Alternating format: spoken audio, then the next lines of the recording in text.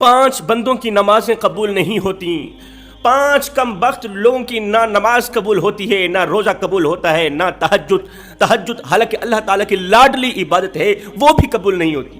آخر وہ کون سے 5 بدقسمت اور بدبخت لوگ ہیں جن کی کوئی بھی عبادت، کوئی بھی نیکی قبول نہیں ہوتی جب تک یہ لوگ اللہ سے پکی توبہ نہیں کر لیتے، پختہ توبہ نہیں کر لیتے۔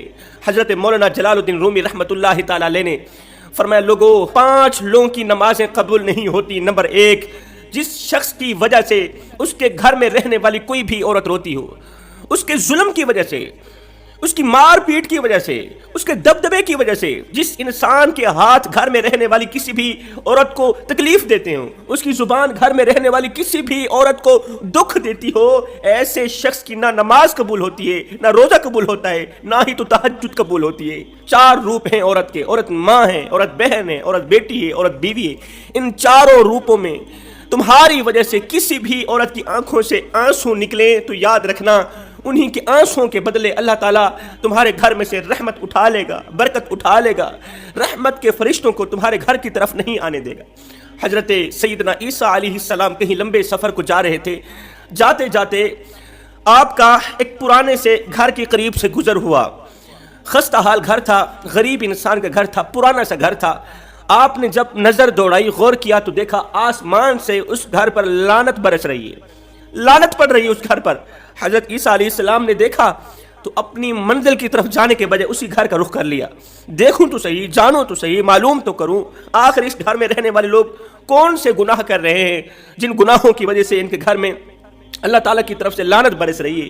حضرت عیسیٰ علیہ السلام جب اس خستہ حال گھر کے قریب گئے تو معلوم ہوا کہ اندر سے 2 میاں بیوی آپس میں لڑ رہے ہیں، جھگڑ رہے ہیں۔ عورت رو رہی ہے، چیخ رہی ہے، چلا رہی ہے، اور مرد اوپر سے مارتے چلا جا رہا ہے، مرد اوپر سے ظلم کرتا چلا جا رہا ہے، گالیاں دیتا چلا جا رہا ہے۔ حضرت عیسیٰ علیہ السلام نے دستک دی، دروازے کھٹکھٹایا، اندر سے ایک شخص باہر نکلا تو اس نے حضرت عیسیٰ کو پہچان لیا، پہچانتے ہی قدموں پہ جا گرا، کہنے لگا حضرت کا غریب خانے میں کیسے آنا ہوا؟ حضرت نے فرمایا، پوچھا یہ بتا کہ تیرے گھر میں یہ رونے والی عورت کون ہے اور اس کو مارنے والا شخص کون ہے؟ عرض کی حضرت مارنے والا میں بدبخت ہوں، میں بدقسمت ہوں، اور رونے والی میری بیوی ہے۔ کہا کیوں مار رہے ہو؟ جاؤ اپنی بیوی کو لے کر آؤ۔ اس کی بیوی حاضر خدمت ہوئی۔ حضرت عیسیٰ علیہ السلام نے فرمایا، تیرا شوہر تیرے اوپر کب سے ظلم کر رہا ہے، کب سے مار پیٹ رہا ہے؟ اس عورت نے کہا جب سے میری شادی ہوئی ہے، میرا شوہر مجھے تانے دیتا ہے کہ جب سے میں نے تیرے ساتھ شادی کی ہے، تجھ بدقسمت کو لے کر اپنے گھر کی دہلیز پر قدم رکھا، تب سے رحمت کے فرشتوں کا آنا میرے گھر میں بند ہو گیا ہے۔ تیرے آنے کے بعد میرے گھر میں برکت نام کی کوئی چیز نہیں رہی۔ تو میری روزی ختم کرنے کا ذریعہ بنی، تو میرے گھر کو برباد کرنے کا ذریعہ بنی، تو میرے گھر کو غربت کی دلدل میں پھنسانے کا سبب بنی۔ حضرت اسی وجہ سے میرا شوہر مجھے مارتا ہے، پیٹتا ہے، ہر وقت میں گھر میں روتی رہتی ہوں۔ اس کے شوہر نے کہا حضرت جب سے یہ میرے گھر میں آئی ہے، جب سے میں نے اس سے شادی کی ہے، اس سے پہلے میں امیر تھا، پیسوں والا تھا، اس کے آنے کے بعد میں غریب تر غریب بن گیا ہوں۔ پہلے میں دینے والوں میں سے تھا، اب میں لینے والوں میں سے بن گیا ہوں۔ اس کے آنے کے بعد رحمت کے فرشتے میرے گھر سے روٹ گئے۔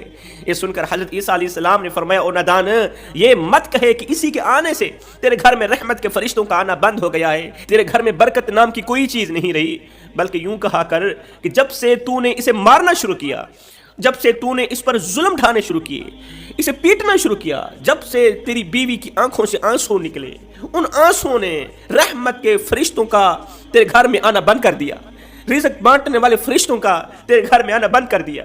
ان آنسوں نے درمیان میں دیوار کھڑی کر دی۔ فرمایا کسی کو اتنا مت ستاؤ کہ وہ اللہ کے سامنے تمہارا نام لے کر رو پڑے۔ اگر وہ اللہ کے سامنے تمہارا نام لے کر رو پڑا تو یاد رکھنا تمہارے لیے بہت بڑا مسئلہ بن جائے گا، تم بہت بڑی بلا کے منہ میں آ جاؤ گے، تم بہت بڑی مصیبت کے منہ میں آ جاؤ گے، اس لیے کہ اللہ کا ترازو صرف انصاف ہی تولتا ہے۔ ظالم انسان کی نماز قبول نہیں ہوتی، کسی عورت پر ظلم کرنے والے شخص کی نماز قبول نہیں ہوتی، اس کی دعا قبول نہیں ہوتی تب تک جب تک وہ پکی توبہ نہیں کر لیتا۔ دوسرا شخص شراب پینے والا، شراب کا عادی شخص، شراب کے عادی شخص کی نماز بھی قبول نہیں ہوتی۔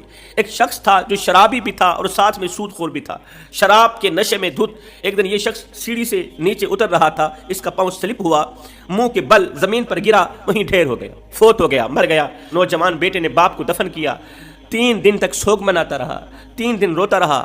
چوتھی رات باپ خواب میں ملا، بیٹے نے پوچھا ابا اللہ نے تیرے ساتھ کیسا سلوک کیا؟ روتے ہوئے باپ نے کہا نہ پوچھ بیٹے، میں سود خور تھا، شراب کے نشے میں دھت سیڑھی سے نیچے اتر رہا تھا، پاؤں سلپ ہوا، منہ کے بل گرا، بجائے زمین پر جانے کے سیدھا جہنم میں جا گرا۔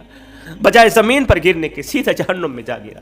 جب انسان شراب پی رہا ہوتا ہے اس وقت یہی زبان انسان پر لعنت کر رہی ہوتی ہے، جسم کا ہر ایک بال انسان پر لعنت کر رہا ہوتا ہے، پینے والے پر لعنت کر رہے ہوتے ہیں، شرابی کی آنکھیں شرابی پر لعنت کر رہی ہوتی۔ کیوں؟ اس وقت آنکھوں سے حیا کا جنازہ نکل رہا ہوتا ہے، کیونکہ شرابی انسان بہن اور بیوی کے درمیان فرق نہیں کر پاتا، تمیز نہیں کر پاتا۔ شراب آنکھوں سے حیا چھین لیتی ہے، غیرت چھین لیتی ہے، انسان کو بے غیرت بنا دیتی ہے۔ اس لیے فرمایا شرابی انسان کی نماز قبول نہیں ہوتی۔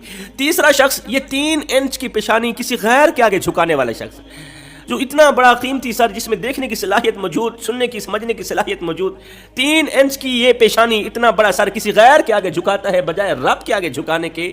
فرمایا ایسے شخص کی نماز بھی قبول نہیں ہوتی تب تک جب تک یہ شخص پکی توبہ نہیں کر لیتا۔ چوتھا، والدین کو دکھ دینے والا، والدین کو درد دینے والا، والدین کو ان کی غربت کے تانے دینے والا، والدین کا جینا حرام کرنے والا۔ زندگی میں کبھی فرصت ملے تو اپنے بوڑھے والدین کے ساتھ بیٹھ جایا کرو، ان سے ان کا حال چال پوچھ لیا کرو، اس لیے کہ قیامت کے دن بوڑھے والدین کے ساتھ گزرا وقت تمہاری بخشش کا ذریعہ بنے گا۔